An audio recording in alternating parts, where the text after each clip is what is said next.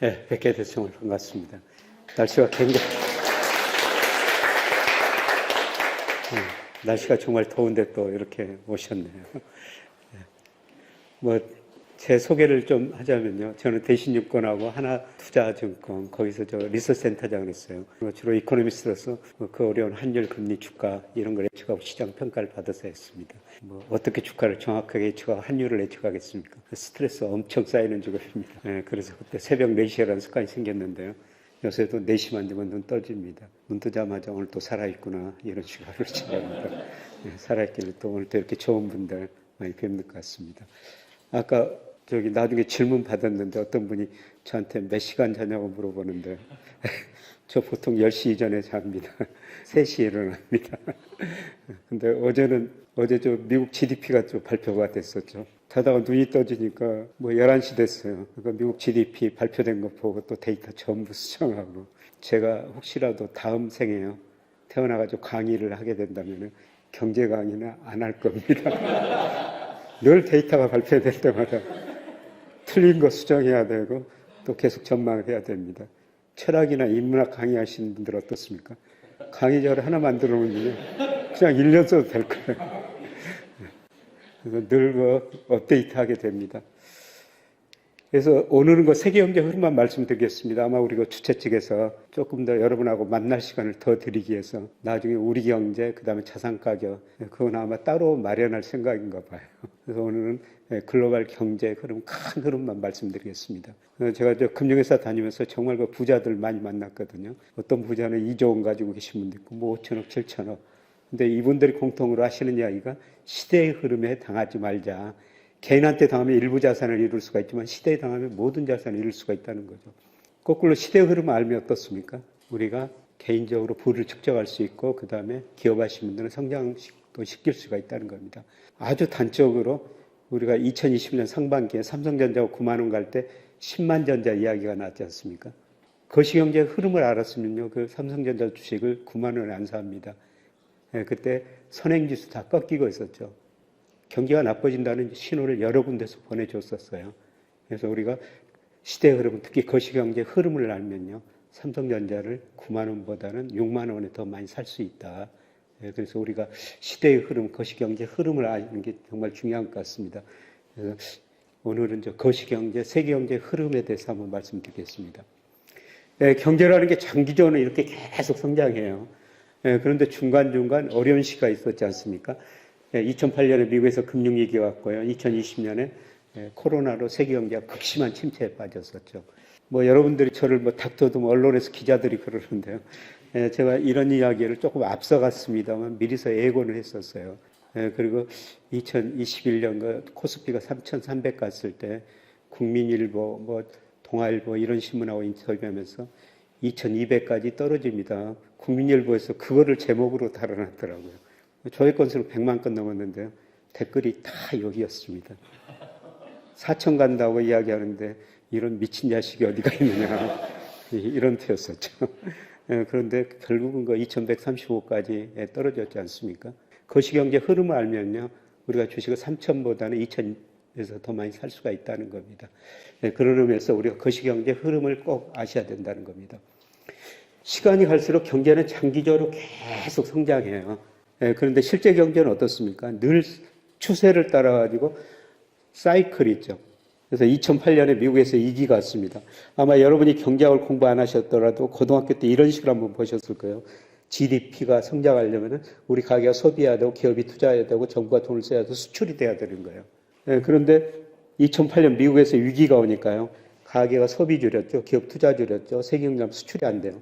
그러니까 경제가 이렇게 많이 나빠진 거예요. 쉽게 말씀드려서 이게 세계 경제 공급 능력인데 수요는 이만큼밖에 안 됐죠. 이만큼 수요가 부족한 겁니다.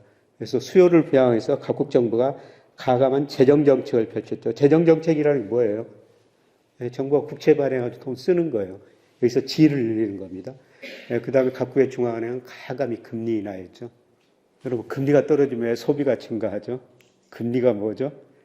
금리라는 경제학 교과서에서 시간 손해율 측면에서 정의해요. 제가 지금 100만 원 가지고 있습니다. 이 돈 가지고 이 강의 끝나고 저녁도 친구들하고 맛있는 거 먹고 술 한잔하고 그 돈 가지고 쇼핑도 하면 얼마나 즐겁습니까? 근데 그 돈을 은행에다 맡겨놨더니 소비를 참는 데 대한 대가를 받아야 됩니다. 그게 금리라는 겁니다. 금리가 낮으면 어떻습니까? 소비를 참는 데 대한 대가가 낮으니까요. 지금 제가 돈을 써버리는 거예요. 근데 금리가 높으면 어떻습니까? 은행에다 돈을 맡겼다가 나중에 소비를 하게 되는 거죠. 그러니까 경제가 어려울 때마다 중앙은행이 금리를 내리는 건 뭡니까? 소비를 참는 데 대가를 낮춰가지고 소비를 하라는 거예요. 그래서 금리가 떨어지면 소비가 증가하고요. 마찬가지로 기업 투자도 증가하게 됩니다. 그래서 가감한 재정정책, 통화정책으로 소비, 투자, 정부 지출이 늘어나면서요. 2019년까지 세계 경제가 회복됐죠. 근데 제가 2019년 상반기에 책을 쓰면서요.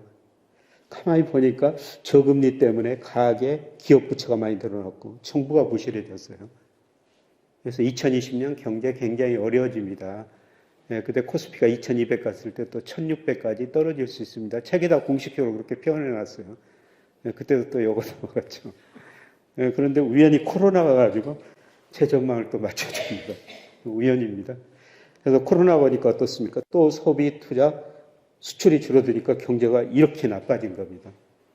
그래서 정부가 어떻습니까? 정부가 또 돈을 써서 질을 늘렸고요. 중앙은행 금리 내리고 돈 풀어가지고 소비 투자를 늘렸죠. 그래서 2021년 하반기부터 세계 경제가 정말 빠른 속도로 회복된 거예요. 여러분 2020년 세계 경제가요. 마이너스 2.8% 성장했습니다. 여러분 생애 세계 경제가 마이너스 2.8% 성장한 건 처음이었습니다.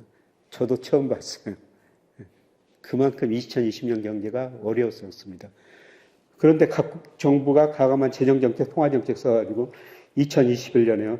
세계 경제가 6.3%나 성장한 거예요. 그야말로 극적인 V자의 회복 아닙니까?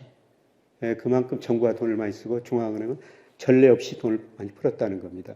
그런데 이제 세계 경제가 성장률이 과거 평균보다 낮아질 수밖에 없는데요.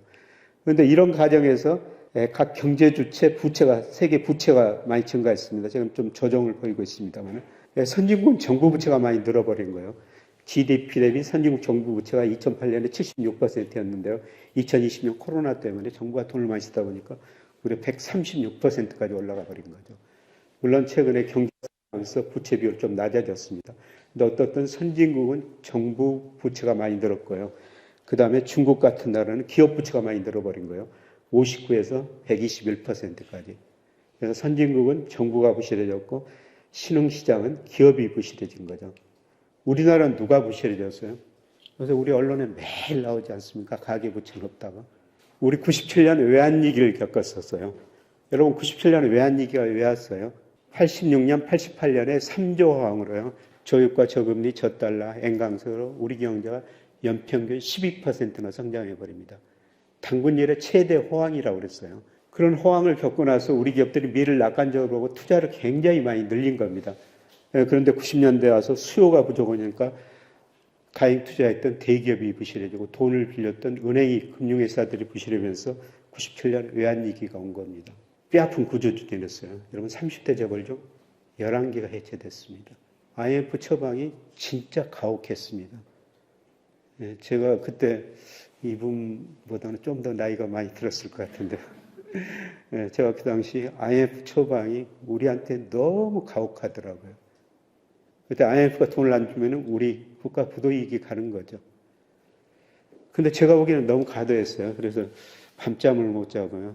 이름도 안 알려졌는데 고민하다가 매일경제하다 칼럼을 하나 썼어요. IMF 처방 과도하다. 누구도 그 당시 그런 소리를 할 수가 없었습니다.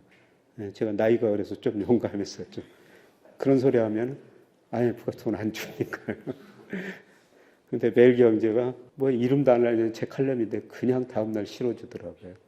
그만큼 가혹했어요. 30대 재벌 중 11개가 없어지고 은행 14개 해체했죠. 근데 우리가 구조조정 잘했다고 세계가 평가했는데요. 그때 가계부채가 GDP의 50%, 정부부채 6%밖에 안 됐어요. 우리 정부 정말 건실했죠. 그래서 167조 공적자금 투입해가지고 구조조정을 빨리 끝낼 수가 있었습니다. 그런데 지금 기업부채가 120%로요. 외환위기 전보다 더 높죠. 가계부채 50%에서 105%까지 증가한 거예요. 가계부채가 세계에서 이렇게 빨리 늘어난 날 별로 없다는 겁니다. 여기다가 이제 정부 부채도 꾸준히 증가하고 있죠. 그래서 2008년, 2020년 위기를 극복하는 과정에서 세계가 부채에 성장했는데 우리도 기업 부채가 늘어나면서 대표적으로 부채에 의해서 성장한 나라 중에 한 나라라는 겁니다. 다른 나라와 비교하면 어떻습니까? 중국이 기업 부채 많다고 그랬는데, 신흥국이 많다고 그랬는데요. 신흥국 평균보다 우리 가계부채가 더 많습니다. 기업 부채. 가계부채가 이렇게 많이 나는 나라 없죠. 근데 여러분, 가계부채가 많다고 당장 위기가 오는 건 아니에요. 기업 부채는 어떻습니까? 큰 기업이 하나 망하면 수조 원씩 은행 부실이 생기거든요. 그런데 가계는 너무 수가 많기 때문에 가계와 부실에도 위기가 오는 건 아니에요. 그런데 가계 부채가 많으니까 소비가 상대적으로 줄어들 수밖에 없는 거예요. 그래서 우리 가계가 한 달에 100만 원을 벌면요, 40만 원을 원금 이자 갚는 데 써야 됩니다. 그럼 어떻습니까? 100만 원 벌면은 금융에서 40만 원 갖다 주고 쓸 돈이 60만 원밖에 안 되죠. 소비할 돈이 별로 없다는 겁니다. 그래서 우리 가계가 과거처럼 소비할 수 없고요. 그래서 소비 때문에 우리 경제 성장률이 낮을 수밖에 없습니다. 다행히 우리 정부 부채가 세계에서 제일 낮지 않습니까? 정부가 쓸 수밖에 없어요. 쓸 겁니다.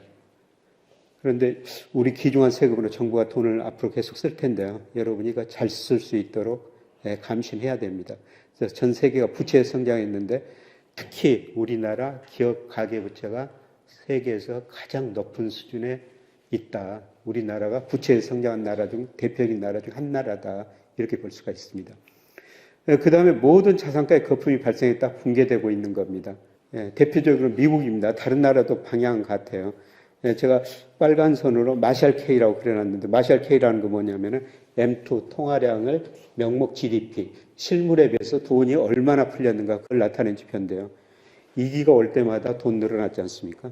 이번 코로나 때는 어떻습니까? 미국 역사상 이렇게 돈을 많이 푼 경우는 없었습니다. 이렇게 돈을 많이 푸니까 어떻습니까? 10년 국제 수익률 한때 0.5%까지 떨어졌죠. 거꾸로 채권 가격, 10년 국채 가격은 역사상 최고치까지 올라갔다는 겁니다. 채권 시장에 엄청 거품이 발생했죠. 그런데 이렇게 돈을 푸니까 물가가 오르니까 어떻습니까? 미 연준은 돈을 줄일 수밖에 없죠. 금리를 올릴 수밖에 없습니다. 그래서 돈을 주고 금리를 올리니까 미국 국채 수익률이 0.5%까지 떨어졌던 게 최근 4%까지 올라왔지 않습니까? 그런데 제가 장기적으로 미국 10년 적정 수준 추정해 보니까요, 4%예요. 어제 딱 3%였습니다. 채권 시장에서는 거품이 다 붕괴됐다는 겁니다. 작년에도 4% 갔다가 최근에 떨어졌다 다시 오르고 있습니다만, 이런 의미에서 제가 작년 3분기부터 채권은 사십시오. 계속 말씀을 드렸는데요. 또 채권 살 기회가 또 주는 것 같습니다. 그래서 지금 채권 사시는 거는 제가 생각에는 전혀 문제가 없습니다. 그 다음에 주식시장인데요. 흔히들 버핏주스라고 그러죠. 시가총액을 GDP로 나눈 거예요. 그런데 시가총액, 주식시장 시가총액을 뭐로 하느냐에 따라 다릅니다만 미국 전체 주식시장 시가총액입니다. 미국 자금순환표에 나온 건데요. 2021년 4분기에 329%, 그야말로 GDP에 비해서 시가총액이 급등했지 않습니까? 주식시장에 역사상 가장 큰 거품이 발생했다는 겁니다. 그리고 심각하게 꺼지다가 작년 4분기 지금 올해 좀 오르고 있는데요. 1분기까지, 2분기는 여기쯤 알 겁니다. 그런데 제가 보기에는 거품이 3분의 2쯤 해소되고요. 3분의 1쯤은 남아있는 것 같습니다. 그래서 요새 미국 경제 좋다, 주가 많이 오르니까 연착륙한다, 무슨 골디락스 이코노미다, 이런까지 나오는데요. 제가 보기에는 주가가 지나치게 또 가대평가됐습니다. 명목 GDP와 그 다음에 산업생산 각종 경제지표에 비해서 가대평가됐어요. 그래서 제가 이번 유튜브에 미국의 모든 경제지표, 특히 선행지수도 떨어지고 있는데 주가만 오르고 있거든요. 이런 경험이 별로 없습니다. 그래서 시간이 가면은 주가가 오른지 경제지표가 오른지 이 괴리가 좁혀질 텐데요. 저는 조만간 미국 주가 한번 크게 떨어지리라고 보고 있습니다. 물론 제가 틀릴 수도 있습니다만 아직도 가대평가됐다는 겁니다. 3분의 1 거품 해소가 남아있다는 겁니다. 그 다음에 주택가격이에요. 여러분 2008년 미국의 위기가 왜 왔습니까? 2000년부터 2006년까지요. 집값이 거의 2배 오릅니다. 집값이 이렇게 오르니까 미국 가게가 돈 빌려 집 샀죠. 또 집값이 오르니까 부의 효과로 해가지고 소비가 많이 늘어납니다.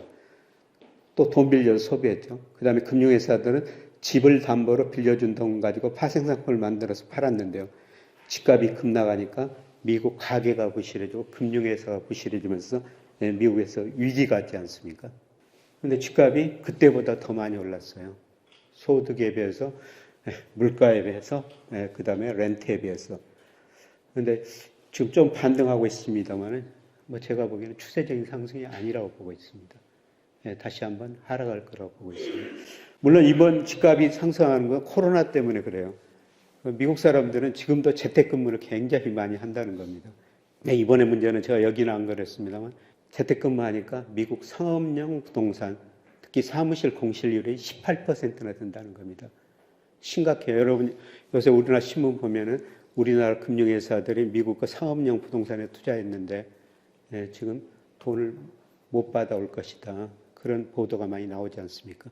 아마 이번에는 주택가에도 거품이 발생했지만 상업용 부동산에서 좀 심각한 일이 벌어질 것 같습니다. 그래서 전 세계가 부채에 성장했고요. 모든 자산가에 거품이 발생했다가 붕괴되는 과정입니다. 그러면 이 두 가지 문제가 세계 경제가 내재한 문제인데요. 금리만 낮고 그 다음에 경기만 좋으면 지탱할 수가 있죠. 그런데 미국 물가 상승이 최근에 많이 낮아지고 있습니다만 작년 한때 9%를 넘었지 않습니까? 중앙은행의 가장 중요한 목표가 뭡니까? 물가 안정이에요. 대부분 2% 목표를 설정했거든요.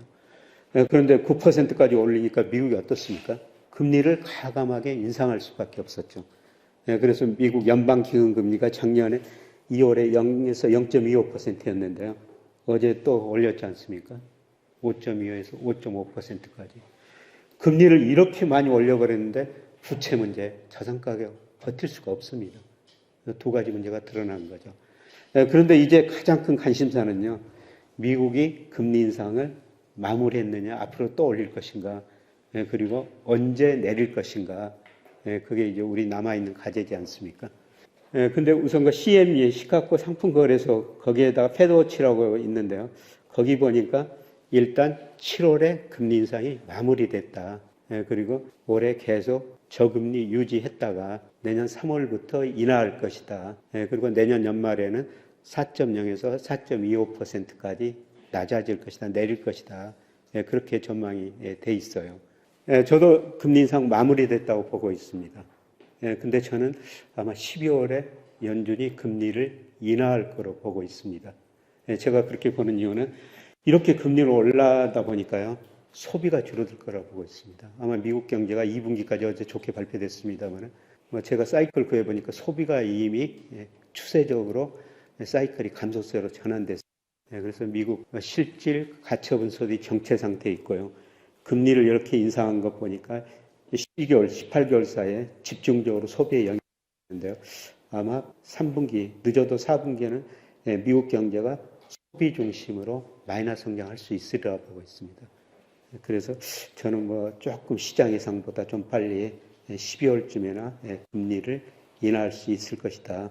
그런데 어떻든 금리를 이렇게 올려놨으니까요. 시차 효과가 나올 수밖에 없죠. 그런데 파월 연준 의장이 과거에는요. 포워드 가이던스라고 그랬죠. 금리를 올릴 것이다. 양적 안하를 할 것이다. 양적 축소를 할 것이다. 그거 분명히 말했는데 지난번 이번에도 기자들이 9월에 어떻게 할 것입니까? 물어보니까 뭐라고 그럽니까? 나도 모르겠다. 이 금리 인상 시차 효과 크기 어떻게 날지 않을지 모르겠다. 그리고 어제 새벽에도 쭉 일어나가지고 제가 파월 연준 의장 기자 간담회를 쭉 한번 들어봤는데요. 기자가 질문하니까 앞으로 데이터 의존적이다. 데이터가 시키는 대로 하겠다. 이겁니다. 그래서 앞으로 9월 연준 그 FMC 있을 때까지 2번에 걸쳐가지고 고용 데이터가 발표되고요. 물가 데이터가 발표가 됩니다. 그 고용 물가 데이터 보고 9월에 결정하겠다는 거죠. 그만큼 누구도 모르겠다는 겁니다. 그런데 제 모델이 맞을지 모르겠습니다만 제 모델 내보니까요. 7월에 고용 증가세가 둔화되고 8월부터는 고용이 감소한 거로 나와요. 그래서 8월 고용이 9월 첫째 주 금요일에 발표되는데요. 고용이 감소하면 아마 미 연준 의원들도 저는 생각이 바뀌어질 거라고 보고 있습니다. 그래서 앞으로 2달 고용 물가 데이터 잘 보셔야 되는데요. 어떻든 제가 보기에는 이제는 금리 인상 사이클은 마무리됐다. 그리고 빠르면 12월에 금리를 인하할 수 있다. 그래서 여러분 이거 주식시장에서는 이제 금리는 더 이상 생각하지 마세요. 주가를 결정하는 게 금리하고 기업 수익이지 않습니까? 이제 기업 수익이 정말 계속 증가할 것인가, 경기가 연착륙할 것인가, 좋아질 것인가, 그걸 더 관심을 가져야 된다는 겁니다. 그래서 어떻든 금리 인상 사이클은 마무리됐다 이렇게 보고 있고요. 근데 어떻든 금리를 올리니까 실물 경제나 금융시장에 충격을 줄 수밖에 없고요. 그 다음에 여러분들이 꼭 선행지수는 보셔야 된다고 늘 제가 말씀을 드리는데요. OECD에서 각국의 선행지수 발표하는데 우리나라 선행지수가 2021년 5월에 정점을 쳤어요. 그 다음에 G20국가 6월에 정점을 쳤거든요. 선행지수가 이렇게 꺾인다는 건 경기가 나빠진다는 겁니다. 선행지수 꺾이면요, 여러분이 주식 투자하신 분이라면 좀 쉬시는 게 낫습니다. 하더라도 비중을 많이 줄이시는 게 나아요.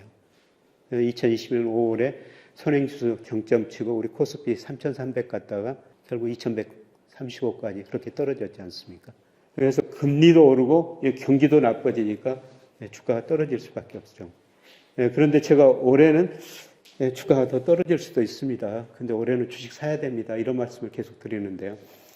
제가 작년 말부터 드리는 말씀이 이 선행지수가 3, 4월이 저점일 것이다. 이런 식으로 말씀을 드렸지 않습니까? 근데 OECD 선행지수가 최근에 델타 바뀔 때마다 좀 바뀌었는데요. 2월에 저점이 나왔어요. 그리고 오늘 아침에 통계청에서 산업활동 동향 발표하면서 통계청에 선행지수 순환변동기 발표했는데요. 4월이 저점이 나왔습니다.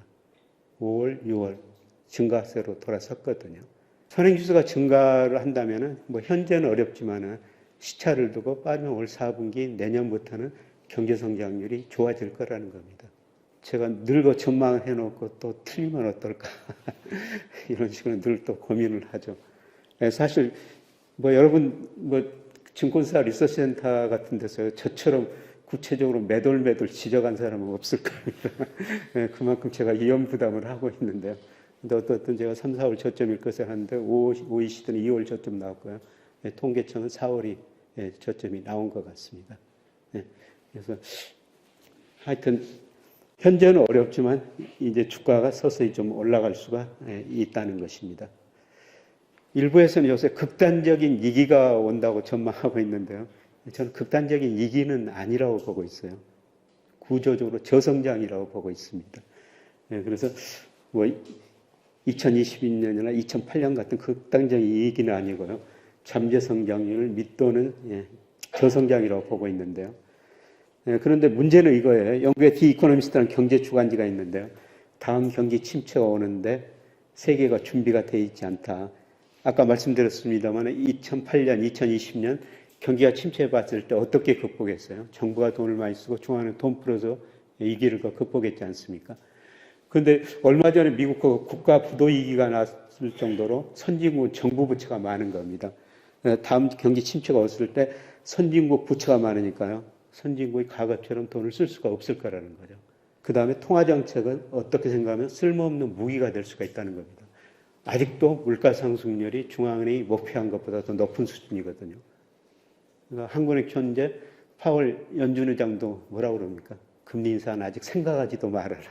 물가가 완전히 2%될 때까지 금리 안 내리겠다. 그리고 금리를 내리더라도 어떻습니까? 가계 기업 부채가 많으니까 소비 투자가 안 늘어난다는 거죠. 그래서 2008년, 2020년 경기가 극심한 침체에 빠지고요. 재정정책, 통화정책 무기가 있기 때문에 V자형 해보겠어요. 근데 이번에는 재정정책, 통화정책 쓸만한 무기가 별로 없기 때문에 경기 침체, 성장률이 낮아지더라도 회복 속도가 느리고요. 그 다음에 각 경제 주체 부채가 많기 때문에 특히 가계기업 부채 많기 때문에 앞으로 5년은 세계 경제가 과거 평균보다 낮은 성장을 할 것이다. 이게 IMF가 그저께 발표한 경제 성장 내용의 핵심입니다. 극심한 경기 침체가 아니라 구조적으로 전 세계 경제, 우리 경제가 저성장 국면에 들어설 것이다. 그렇게 보시는 게 좋을 것 같습니다. 그 다음에 국가별로 보면요. 미국 경제 요새 좋다고 계속 이야기가 나오는데요. 제가 보기에는 연착륙은 아닙니다. 자, 미 잠재 GDP라고 이건 미 의회에서 추정한 거예요. 미국 경제가 성장할 수 있는 능력이거든요. 그런데 미국 실제 GDP가요. 이미 능력 밑으로 떨어졌어요. 올 2분기 어제 발표됐습니다만은 2분기도 보니까 마이너스 0.7%거든요.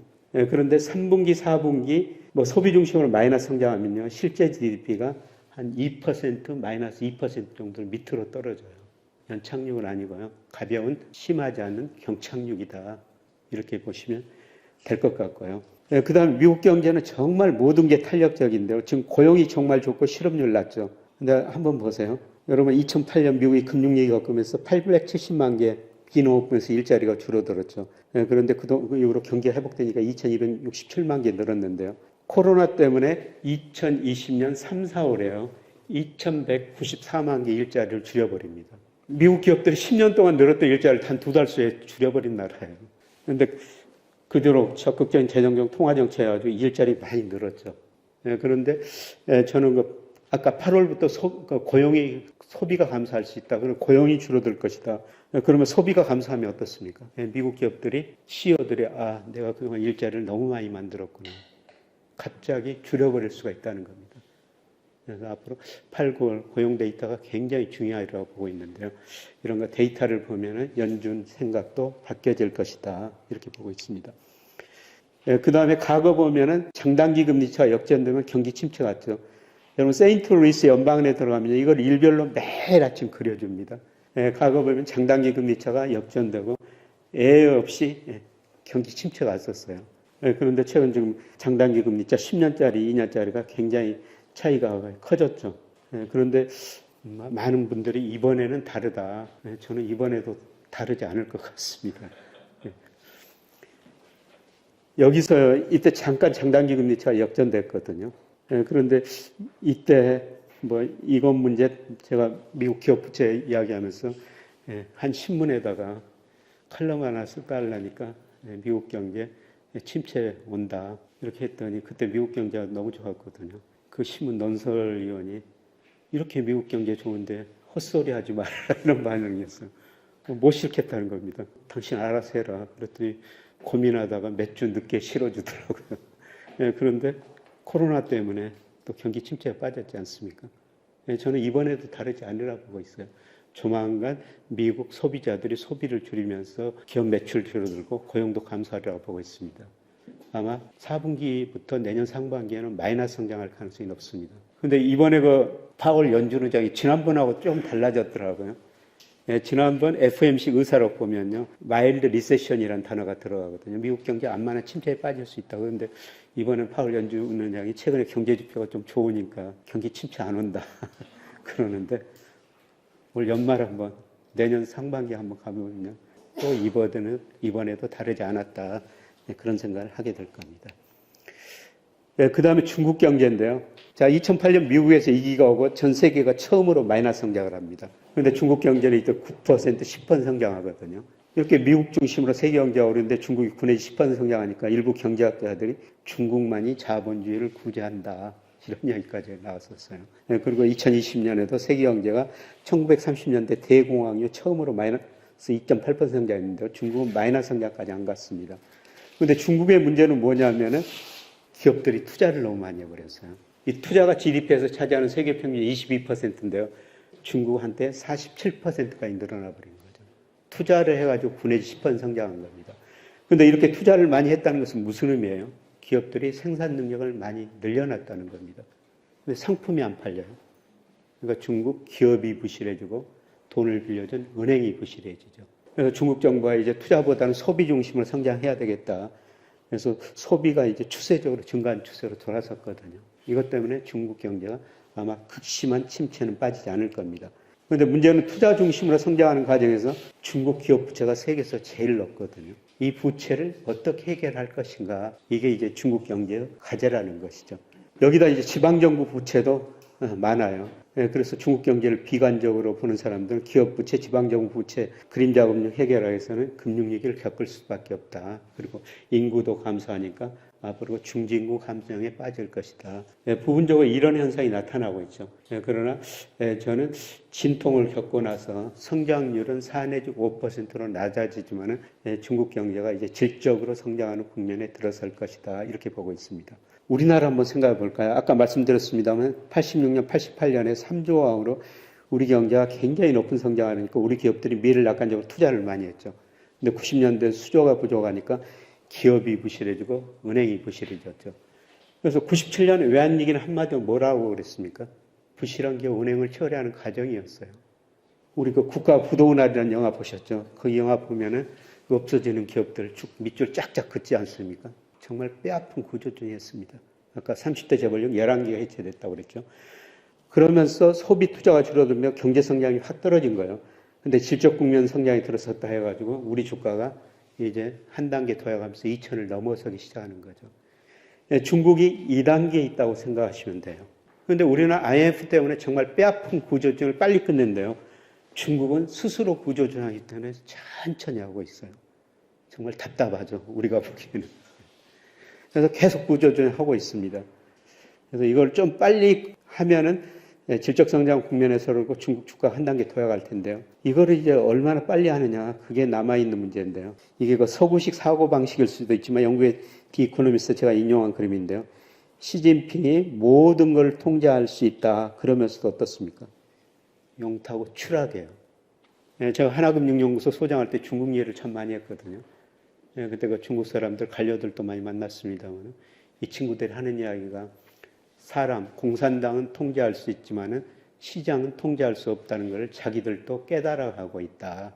아마 시진핑도 결국 시장에 굴복하고 말 거예요. 구조조정하게 될 겁니다.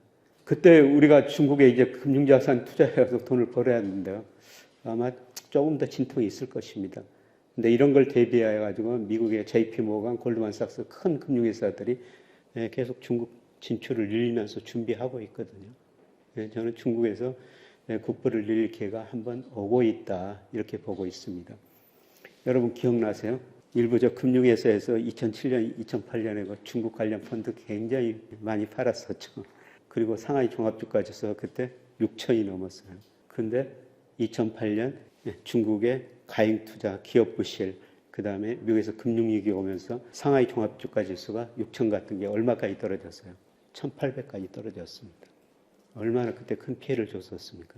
제가 한 언론에 칼럼을 쓰면서 그분한테 방향은 맞았는데 모든 게 시기 때가 있는데 좀 앞서간 것 같습니다.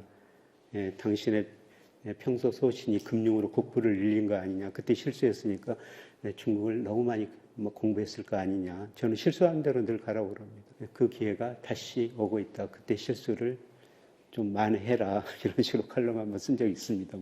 조금 더 진통이 있을 것 같습니다. 그러나 결국 중국이 질적 성장 국면에 들어서면서요. 자산 가격이 한 번 더 오르는 국면이 남아있다. 이때 그동안 우리가 중국에서 좀 무역으로 돈을 벌었는데요. 이제 금융으로 돈을 벌어야 된다는 겁니다. 그 다음에 유럽, 일본 경제는 어떻습니까? 미국에 비해서 굉장히 탄력적이지 못하죠. 정말 일본 경제 지지부진하지 않습니까? 여러분, 일본은 그 디플레에 빠졌다고 그래요. 디플레가 뭡니까? 여러분이 경제 공부를 조금 하셔야 되는데요. 이 명목 GDP라는 거는 실질 GDP에다가 GDP 디플레이터, 물가 상승률을 더한 겁니다. 그래서 물가가 오르기 때문에 명목 GDP가 실질 GDP보다 커야 돼요. 일본이라는 나라는 이런 나라 세상에 없습니다. 명목 GDP가 실질 GDP보다 낮은 거예요. 그만큼 물가가 떨어졌다는 겁니다. 이게 디플레이션이에요. 근데 최근에 보니까 어떻습니까? 여러분 2012년부터 아베노믹스라고 했는데 아베노믹스의 핵심이 뭐예요? 물가 2%될 때까지 무한정 돈을 풀어보자. 이게 아베노믹스 핵심이에요. 그대로 어떻습니까? 일본 GDP 디플레이터가 조금씩 오르고 있죠. 일본 명목 GDP하고 일본 주가하고 거의 같은데 명목 GDP가 오르면서 물론 주가가 선행하지만 같이 오르고 있지 않습니까? 일본 경제가 디플레이션에서는 서서히 탈피하고 있는 것 같습니다. 저는 이번에 그 세계 경제를 보면서 전 세계가 인플레로 지금 고생하고 있는데 인플레를 가장 반기는 나라가 어디입니까? 일본이에요. 그동안 물가가 안 올라서 했는데 지금 물가가 오르니까 일본 기업들도 임금 올려주고 그 다음에 일본 가게도 주식 투자가 늘리고 있지 않습니까? 인플레로 가장 도움을 받는 나라가 일본인 것 같고요. 일본이 디플레 탈피하고 있는 것 같습니다. 그 다음에 전 세계가 뭐로 갑니까? 요새 여러분 2차 전지 주식 사신 분들은 가슴이 좀 두근거리죠. 특히 그저께 보니까 그렇게 올랐다가 그렇게 또 떨어지고 그러던데요. 그런데 세계가 전기차하고 자율주행차로 가거든요. 그걸 가장 혜택을 받은 나라가 어디 나라죠? 중국이라는 나라예요. 중국이 세계에서는 전기차는 제일 앞서가고 있고요. 여러분 자율주행차도 중국이 제일 앞서가고 있습니다. 그래서 어떻든 일본이 그 디플레가 탈피하고 있는 것 같습니다. 그런데 일본이 그동안 정말 어려웠었죠. 일본 GDP가 세계에서 차지하는 비중이 94년에 18%까지 올라갔었죠. 근데 작년에 보니까 4.2%로 추락했어요. 그야말로 추락 아닙니까? 대신 중국이 많이 올라갔죠. 그런데 일본이 왜 이렇게 추락했습니까? 이렇게 커지니까 세계가 이 당시 일본을 배우자 그랬습니다. 이렇게 커지니까 미국, 일본을 때리기 시작한 거죠. 어떻게 때렸습니까? 우선 거시경제 측면에서는 85년 플라자를 통해 가지고 N강세를 유도했고요. 그다음에 미시적인 측면에서는 85년에 미일 반도체 협정을 통해 가지고 일본 반도체 산업을 망가뜨려 버렸죠. 자, 85년 플라자 합의라는 게 뭐냐면요. 미국이 어려우니까 뉴욕에 있는 플라자 호텔 선진국들 다 모이라고 그럽니다. 예, 그때 미국 깡패였었죠. 미국이 우리 달러 약세 유도하겠다. N강세를 유도해라. 그러니까 플라자 협의 직전부터 1년 반도 안 됐는데 일본 돈 가치가 48%나 떨어져 버린 겁니다. 이렇게 떨어져 버린다 어떻습니까? 일본 수출 기업들이 아우성을 치죠. 우리가 어떻게 수출해서 먹고 살라는 말이냐. 그러니까 일본 중앙은행이 수출 기업들이 아우성을 치니까 이렇게 금리를 내려줘 버려요. 경기도 좋은데 금리 내려주니까 어떻습니까? 주가, 집가 급등해 버리죠. 자산가에 엄청난 거품이 발생한 겁니다. 그래서 안 되겠다 싶어가지고 일본이 89년 말 90년부터 이렇게 금리를 급게 올려버린 거예요. 그래서 일본에 여기서 주가가 급락하고 집가 급락하면서 일본 경제가 장기 디플레에 빠지게 되는 것입니다. 그리고 그 당시 일본 D램 분야의 반도체 D램이 세계 시장 점유율이 80%가 넘었어요. 지금 우리나라가 몇 퍼센트죠? 우리나라가 한 72% 정도 차지하고 있다는 겁니다. 반도체가 크니까 또 미국이 일본하고 반도체 협약이라는 걸 맺죠. 너네 우리 반도체 20% 사용해라. 거시적으로 플라자협을 통해 가지고 일본 경제를 망가뜨렸고요. 일본과 반도체 시장을 망가뜨리죠. 대신 누가 컸어요? 우리가 큰 겁니다. 우리 돈 가치가 N에 비해서 73%나 떨어져 버려요. 이 당시 또 뭐를 했냐면은 미국이 어려우니까 사우디 부추기죠. 야, 원유 좀 생산 늘려라. 그러니까 사우디가 원유 생산을 늘려주거든요. 그때는 전 세계가 미국 말을 정말 잘 들었어요. 사우디가 원유 생산을 늘려주니까요. 유가가 배럴당 27달러 같은 게 8달러로 떨어져 버려요. 유가가 떨어지니까 어떻습니까? 물가가 떨어지죠. 전 세계가 저유가 저금리로 소비를 굉장히 많이 하게 돼요. 여기다가 플라자협으로 우리 돈 가치가 N에 비해서 73%나 떨어져 버리니까요. 우리 삼성전자, 포스코, 현대차 일본하고 경쟁해야 되는데 가격 경쟁이 갑자기 올라가 버린 거죠. 네, 그래서 플라자 협의로 일본은 미국이 어렵게 만들었지만 우리나라는 수출로 도약할 수 있는 기회를 마련해 줬다는 겁니다.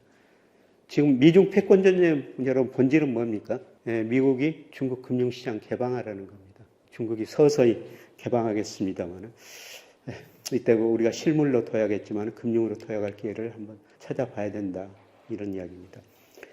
그 다음에 우리 경제를 세계 경제 풍향계다, 탄광 속의 카나리아다. 일부 경제학자들이 그런 말 씁니다만 여러분 2006년, 2007년 초반에요. 국제유가가 급등했어요. 배럴당 150달러 가니까 일부가 아이비들이 200달러 간다고 그랬죠. 그런데 우리 주가가 먼저 떨어졌습니다. 우리 주가가 떨어지고 2008년 위기 같지 않습니까? 자, 최근에도 우리 주가가 떨어졌죠. 근데 유가는 올랐어요. 저는 여기서 우리 주가 떨어진 것 보고 이렇게 유가가 오른 것 보고 이거는 아니다. 여기서 원유 인버스를 사게 된 겁니다. 지금은 다 팔아놨습니다. 네. 우리 주가가 세계에 선행한다는 거죠. 왜 그러냐면 우리 GDP에서 수출이 차지하는 비중이 45%인데요.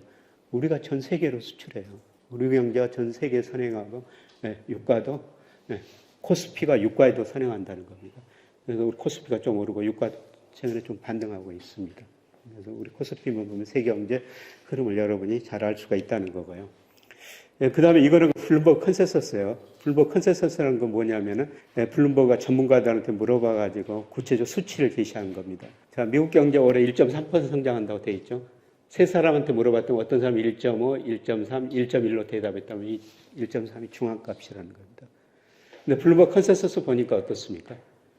올해, 내년 미국 경제 성장률 계속 떨어진다는 겁니다. 사실 이 정도 떨어지면 마이너스 성장할 수도 있다는 겁니다. 특히 4분기, 내년 상반기 마이너스 성장할 가능성이 높습니다. 그 다음에 나머지 경제도 참조하시고요. 그리고 곧바로 환율 이야기를 하겠습니다만은 올 연말, 내년 말 유로 강세, 위안화 강세, 엔 강세. 지금 엔 달러 환율이 얼마입니까? 한때 145엔까지 갔다가 지금 140엔 안팎에서 움직이고 있습니다만, 블룸버그 컨센서스 보니까 올 연말에 131, 내년 말 125. 작년에 달러만 강세였죠. 그런데 블룸버그 컨센서스가 뭡니까? 달러만 올해 내년 약세라는 겁니다. 외환시장이 정반대로 움직이고 있다는 겁니다. 그 다음에 세계경제 큰 흐름 변화하고 있다. 이것도 우리가 좀 이해하실 필요가 있습니다. 그동안 세계경제 흐름 보면요. 미국의 소비자하고 다른 나라의 그냥 생산자였어요. 미국 소비자들이 정말 많이 소비하니까요. 중국 같은 나라가 상품을 수출했고 이런 여러 나라가 원자재를 수출했죠. 그래서 상품 원자재 수출해가지고 미국에서 돈 벌어가지고 이 돈 가지고 미 달러를 사준 겁니다. 미 국채를 사준 거예요. 특히 중국과 미국 관계가 그랬죠. 자, 2001년 중국이 WTO 세계무역기구에 가입하게 돼요. 물론 미국의 적극적 효능으로 이런 일이 벌어진 겁니다. 그런데 작년까지 어떻습니까? 미국의 대중무역 적자가 6조 2천억 달러예요. 중국이 저인 걸 바탕으로 상품을 많이 생산해가지고 월마트에 그만큼 공급해줬다는 겁니다. 여러분 월마트에 가보신 적 있어요? 진열된 상품 거의 절반 정도가 메이드 인 차이나입니다. 그러니까 중국 사람들이 저임금을 바탕으로 상품을 싸게 생산하고 미국으로 수출해줘가지고요. 그 돈 가지고 뭘 했어요? 미 일부 국채를 사준 겁니다. 특히 2008년 미국이 위기가 오면서요. 국채를 많이 발행하면서 경기를 부양했는데 외국인이 가지고 있는 국채 중 약 26%를 중국이 사준 거예요. 이렇게 국채를 사주니까 어떻습니까? 미국 금리가 안정됐죠. 금리가 낮으니까 미국 집값도 오르고 주가도 올랐습니다. 근데 미국 소비자 입장에서는 중국이 상품도 싸게 공급해주고 국채 사가지고 금리도 낮춰주니까 집값도 오르고 주가도 오르고 얼마나 좋았습니까? 중국은 미국으로 수출해가지고 9%, 10% 성장한 거예요. 서로가 좋았었죠. 근데 지금 왜 싸웁니까? 중국이 너무 빨리 커져버렸다는 거죠. 미국 GDP는 31%, 24%까지 떨어졌는데 중국이 4%에서 18%까지 올라버린 거예요. 그래서 미국 비중은 안 그랬지만 중국 GDP가 미국 비중에서 20%에서 작년에 70%가 넘어서 버렸습니다. 중국이 이렇게 커지니까 이제 미국이 중국을 때리기 시작한 거죠. 그래서 무역전쟁, 금융전쟁, 무력전쟁. 근데 요새 저는 얼마 전에 미 국무장관이 중국 방문했죠. 또 재무장관이 방문했죠. 뭐 기후 관련 최고 책임자가 갔죠. 특히 100세가 넘은 키신저가 중국을 방문했어요. 왜 미국 사람들이 중국을 그렇게 갑니까? 뭔가 굉장히 우리가 모르는 일이 있을까라는 거죠. 대표적으로 중국 전문 안유아 박사라고 있죠. 안유아 교수. 그분은 정말 무서운 이야기를 하더라고요. 그분 사이트 한번 들어가서 한번 보고요. 뭐 그런 일까지 벌어지지 않습니다만 미국이 뭔가 아쉬워서 그렇게 중국 가고 있는 것 같지 않습니까? 그 중에 하나가 이런 것일 수도 있어요. 중국이 계속 미 국채 줄여버리고 있지 않습니까? 여러분 미 국채를 지금 외국인, 중국인 중심으로 줄이고요. 연준도 줄여야 돼요. 그렇지 않습니까? 양적 축소를 해야 되니까. 외국인도 미 국채 팔고 연준도 줄여야 되고 미 국채를 누가 사주겠어요? 심각한 문제가 발생할 수도 있다는 겁니다. 그래서 아마 더 이상 앨런 재무장관이 중국 가가지고 이것 좀 팔지 말아라 이런 이야기를 저도 했을 거라고 생각이 돼요. 근데 중국이 아마 단호히 거부했을 겁니다. 그래서 어떻든 미중 관계 중국이 금리 사주니까 미국 집가 주가 오르면서 미국 금융자산 부동산 미국은 금융 중심으로 성장하고요. 중국은 실물 중심으로 서로 좋았다는 겁니다. 근데 둘이 싸우고 있다는 겁니다. 그런데 최근에 이제 중국이 미국 본을 좀 따오고 있어요. 그동안 그 달러가 편리함의 상징이었지 않습니까? 달러만 가지고 있으면은 뭐 국제 무역거래, 금융거래 자유롭게 할 수가 있었습니다. 그런데 미국이 어떻습니까? 북한, 이란을 세이프트 시스템에서 국제 결제 시스템에서 탈퇴시켜 버렸고요. 러시아까지 사용 못하게 하고 있습니다. 그러니까 전 세계가 어떻습니까? 과거에는 미국 달러 가지고 있으면 모든 거를 다 할 수가 있는데 미국한테 밑보이면은 우리 달러 사용 못할 수도 있구나. 그런 식으로 돌아온 거예요.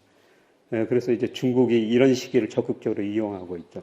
여러분 얼마 전에 브라질 이름도 길지만은 브라질 대통령이 중국을 방문했어요. 방문하면서 무슨 이야기를 했습니까? 왜 우리가 국제 무역거래에서 달러만 사용해야 되는지 밤새 생각해봐도 답이 없더라. 우리가 이하나도 사용할 수 있고 해하나도 사용할 수 있지 않느냐. 그런 식으로 이야기를 했죠. 그래서 앞으로 중국하고 브라질 교역에서는 어떻습니까? 달러 사용하지 않을 거라는 겁니다. 위안화를 사용하든지 그 다음에 헤아라를 사용하든지. 그 다음에 요새 사우디가 미국 하를 돋구고 있지 않습니까? 작년에 그 중간선거 앞두고 바이든 대통령이 사우디 방문했지 않습니까? 야, 원유 좀 생산 늘려봐라. 근데 바이든 떠나자마자 사우디 외무장관이 뭐라고 그랬어요? 우리 증산 논의도 안 했다. 그리고 사우디 원유 수출 중 4분의 1이 미국으로 가거든요. 그걸 달러를 안 받고 위안화로 받아버리겠다. 여러분, 달러가 기축통화로 본격적으로 자리 잡은 거는요, 1974년 사우디가 원유를 수출하면서 달러로 결제받았기 때문입니다. 페트로 달러라고 그러죠. 그런데 세계가 이제 바뀌는 과정에서 중국이 그걸 이용하고 있다는 겁니다. 근데 세계에서 중국이 원자재를 제일 많이 수입하고 있습니다. 그래서 중국이 이런 나라에도 원자를 수입하면서요, 이제 달러가 아니라 위안화를 줄 거예요. 그러면 이런 나라도 위안화 받아가지고 써야 되지 않습니까? 중국에다 써야 되지 않습니까? 그러려면 중국의 금융시장이 개방돼야 돼요. 그런데 아직 여건이 안 갖춰져 있기 때문에 중국은 조금 조심해서 조심스럽게 접근하고 있습니다. 근데 결국은 중국이 개방할 수밖에 없을 거라는 겁니다. 아까 블룸버그 컨센서스 보니까 장기적으로 달러 지수가 하락한다 이런 말씀을 드렸는데요. 그동안 이거는 선진국 통화에서 달러 지수인데요. 85년 9월 플라자를 통해 가지고 아까 말씀드렸으면 달러 가치가 51% 떨어졌죠. 그리고 95년부터 2000년까지 달러 가치가 정말 많이 올랐었어요. 이때 미국에서 정보통신혁명이 있었죠. 모든 산업에서 생산성이 증가해버린 거예요. 생산성이 증가하니까 같은 물건을 더 싸게 많이 생산할 수가 있었었죠. 그래서 미국 경제가 고성장 저물가를 동시에 달성합니다. 이런 걸 신경제 골디락스 이코노미라고 그랬죠. 이런 신경제를 믿고 나스닥 시장에서 엄청난 거품이 발생했는데요. 그런데 나스닥 시장 거품이 붕괴되면서 미국 GDP가 세계에서 차지하는 비중이 31%에서 21%까지 줄어들어 버리는 거예요. 그러면서 달러 가치가 40%나 떨어지죠. 작년에 달러 가치가 많이 올랐어요. 킹 달러 이야기까지 나왔죠. 달러 가치가 이렇게 많이 오르는 이유는 뭐죠? 작년에 미국이 세계에서 제일 많이 금리를 올린 겁니다. 돈이라는 게 눈이 있어가지고 수익률 높은 데로 이동한다는 거죠. 그리고 러시아 우크라이나 전쟁 때문에 안전자산 손해 현상도 나타났어요. 그런데 한때 114까지 갔던 달러 지수가 최근에 100 안팎까지 떨어졌지 않습니까? 저는 3차 하락 추세가 이제 시작됐다. 최소한 앞으로도 20% 이상 떨어질 것이다. 자, IMF도 2028년까지 세계 경제 전망을 하면서요, 세계 경제에서 미국 GDP 비중 2028년까지 축소라는 겁니다. 무슨 의미예요? 앞으로 5년 동안 달러 가치가 하락할 거라는 겁니다. 정도의 차이죠. 그 다음에 미국의 대순부채가 한 17조 달러 되는데요. 미국이 이렇게 부채가 많은데도 어떻게 견딥니까? 여러분, 작년에 바이든 대통령이 우리나라 가지고 어디 먼저 갔어요? 삼성전자 갔습니다. 나갈 때 현대차 갔어요. 미국 가서도 SK하고 통화했지 않습니까? 바이든이 왜 우리 기업인들하고 그렇게 접촉합니까? 투자 좀 해달라는 겁니다. 그리고 우리나라 사람들이요, 61%를 미국 주식 금융자산 중에서 미국 주식 채권 사고 있어요. 특히 국민연금이 미국 주식 그렇게 많이 사고 있지 않습니까? 우리 젊은 분들도 미국 주식 많이 하시죠? 그런 돈이 들어가지고 미국 17조 달러 부채가 견딜 수가 있는 거예요. 근데 여러분이 미국 주식을 좀 줄이거나 미국 투자, 우리 기업들이 직접 투자를 덜 하면요, 저 부채 견딜 수가 없습니다. 여러분, 2011년 8월에요. 미국의 연방정부 부채 늘어난다, 대부채 늘어난다. 그래가지고 S&P라는 신용평가회사가 미국 국가 신용등급을 한 단계 떨어뜨렸죠. 그때 글로벌 금융시장 얼마나 큰 충격이 있었습니까? 미국의 문제였는데 우리나라까지 큰 충격을 줬어요. 그때 단기간에 우리 코스피가 20%가량 떨어져 버립니다. 제가 아는 어떤 분은 파생상품에 500억을 투자했는데요. 반대로 투자해가지고 그 돈 다 잃어버린 적이 있어요. 미국의 문제지만 우리한테도 그렇게 충격을 줄 수가 있다는 겁니다. 그런데 피치라는 신용평가회사가요, 최근에 미국 국가 신용등급을 부정적 관찰 대상으로 넣어놨죠. 이런 문제가 해결되지 않으면 미국 국가 신용등급 한 단계 떨어질 수 있다는 겁니다. 그만큼 대내에 미국 불균형이 심화됐다는 겁니다. 세계가 과거처럼 미국을 못 믿어요. 세계 중앙은행이 외환을 보유하죠. 달러, 유로와 파운드, 엔, 최근에 이하나 보유 비중을 서서히 늘리고 있는데요. 그런데 달러 보유 비중이 2000년에 71%였어요. 근데 작년 말 보니까 58%, 작년에 달러 가치가 이렇게 많이 올랐는데 오히려 줄이고 있습니다. 왜 그렇겠습니까? 외환을 다변하고 있는 거죠. 보다 직설적으로는 미국을 과거처럼 못 믿겠다. 미 달러를 과거처럼 못 믿겠다. 그런 의미가 되는 겁니다. 혹시 여기 비트코인 투자하시는 분 계세요? 우리 젊은 분들. 많이는 하지 마시고요. 투자 자산의 한 10% 안팎은 저는 괜찮다고 보고 있습니다. 비트코인이 언제 등장했어요? 2008년 등장했지 않습니까? 제가 생각하기에는 2008년 미국에서 금융위기가 왔지 않습니까? 미국 경제를, 미국 달러를 과거처럼 못 믿겠다. 예, 그래서 저는 비트코인이 등장한 거라 보고 있어요. 제가 코인 가격을 분석해 보니까 코인 가격에 영향을 주는 가장 중요한 요소가 미 달러고요. 미 국채 수익률이에요. 달러 가치가 하락하거나 국채 수익률이 떨어지면 코인 가격 올라갑니다. 근데 장기적으로 달러 가치 하락이라는 거죠. 예, 그러면은 코인 가격 오르고 금 가격은 더 오를 수밖에 없습니다. 예, 특히 중국이 아까 미 국채 줄이고 있다는데요. 그 돈 가지고 뭘 하고 있습니까? 계속 금을 사고 있어요. 근데 중국의 외환 소유 중에서 금 비중이 4% 정도밖에 안 됩니다. 독일 같은 데는 70% 이상 금을 가지고 있어요. 그건 그 나라 한계에 따라 다르지만 앞으로 중국이 계속 미 국채 팔고 금을 사게 될 겁니다. 달러 가치가 하락하고 내년 미국 경제가 올해보다 더 나빠진다는 거죠. 그러면 미국 금리 떨어질 수밖에 없죠. 달러 가치 하락하고 금리 떨어지면요. 비트코인이나 금 가격 오른다는 겁니다. 그래서 여러분이 달러만 투자하지 마시고 달러 투자하는 것보다는 금이나 코인 이런 투자 비중을 조금 늘려도 된다는 겁니다. 문제는 우리나라 환율인데요. 세계 경제가 불안하면은 달러 가치가 오르면은 우리나라 돈 가치가 제일 많이 떨어져 버려요. 왜 그렇겠죠? 우리가 수출 의존도가 높은 나라니까. 우리 GDP에서 수출이 차지하는 비중이 45%나 됩니다. 세계 경제 나쁘면은 한국 경제가 제일 어려워질 것이다. 그래서 우리 돈 가치가 제대로 제일 많이 떨어져 버려요. 근데 세계 경제 안정되거나 달러 가치가 떨어지면은 우리 환율이 제자리에 돌아옵니다. 최근에도 우리 환율이 이거 많이 올랐죠. 여기서 조금 더 오를 수는 있습니다만은. 그런데 환율 결정 요인 보니까요. 미 달러 지수, 이한 달러, 미 실질 경상주 이런 것이에요. 그런데 달러 가치가 떨어지면 원화 가치는 상대적으로 오를 수밖에 없습니다. 우리 환율은 미 달러로 표시되니까. 앞으로 5년 IMF 전망치 보면서 미국 경제가 세계 GDP 축소다. 앞으로 5년 달러 가치 하락한다. 그러면 원화 가치는 상대적으로 올라갈 수밖에 없습니다. 저는 1, 2년 내에 1150원 그 수준까지는 물론 가리라고 보고 있습니다. 그리고 요새 여러분이 신문 보면요. 미국 금리하고 우리 금리하고 지금 차이가 얼마죠? 2%포인트 차이 나죠. 그래서 금리 차가 이렇게 많이 나니까 우리 돈이 미국으로 다 빠져나가고 애한시장 굉장히 불안해질 것이다. 뭐 이런 신문 기사들도 여러분 많이 보셨죠. 제가 어디 강의 나오면 이런 질문을 굉장히 많이 받거든요. 근데 여러분 한번 생각해 보세요. 미국하고 우리나라하고 금리 차가 계속 커졌는데도요. 올 상반기 6월까지 보니까 우리나라 채권 시장에 외국인 자금이 13조 3천억이나 들어왔어요. 오히려 들어왔습니다. 주시장보다는 채권 시장으로 돈이 더 많이 들어왔어요. 이론적으로는 빠져나가야 되죠. 오히려 들어왔다는 겁니다. 이거는 시장 성격이 달라요. 주식은 우리 상장 주식의 27%를 외국인이 가지고 있고요. 40% 정도를 미국계 자금이 가지고 있어요. 근데 채권은 10%밖에 외국인이 안 가지고 있습니다. 그 10% 중에서도 아시아계 자금이 지난 6월 기준으로 47%, 유럽계 자금이 30%예요. 거의 80%를 우리 채권은 아시아계 자금, 유럽계 자금이 가지고 있다는 겁니다. 우리 일본 금리보다 훨씬 높습니다. 독일 금리보다 훨씬 높습니다. 홍콩, 싱가포르 금리보다 우리 금리가 더 높아요. 그런 아시아, 유럽 자금은 빠져나갈 이유가 없다는 겁니다. 그래서 지난번에 한국은행 총재도 금통이 끝나고 기자들하고 질문 시간 갖지 않습니까? 기자들은 계속 그 금리 차이가 이렇게 확대되는데 돈 빠져나갈 것이 아니냐. 한국은행 총재가 속으로 좀 짜증을 내더라고요. 지난번에도 말씀드렸는데 왜 지금도 또 질문합니까? 그런 내용인데요. 환율을 결정하는 게 금리는 일부입니다. 다른 요인도 고려해야 됩니다. 다른 요인들이 이런 거거든요. 그리고 여러분이 금리 차 할 때요. 기준금리 가지고 생각하시면 안 돼요. 국채 수익률 가지고 따져야 됩니다. 우리가 투자할 때 미 기준금리를 살 수도 없어요. 미 국채 사는 거죠. 미국 사람도 우리 국채 사고. 그런데 그거 차이는 별로 안 나요. 미국은 지금 4%, 우리 한 3.7% 되지 않습니까? 더 중요한 거는 제가 환율에 영향을 주는 게 실질금리인데요. 근데 우리 물가가 미국 물가보다 더 낮죠.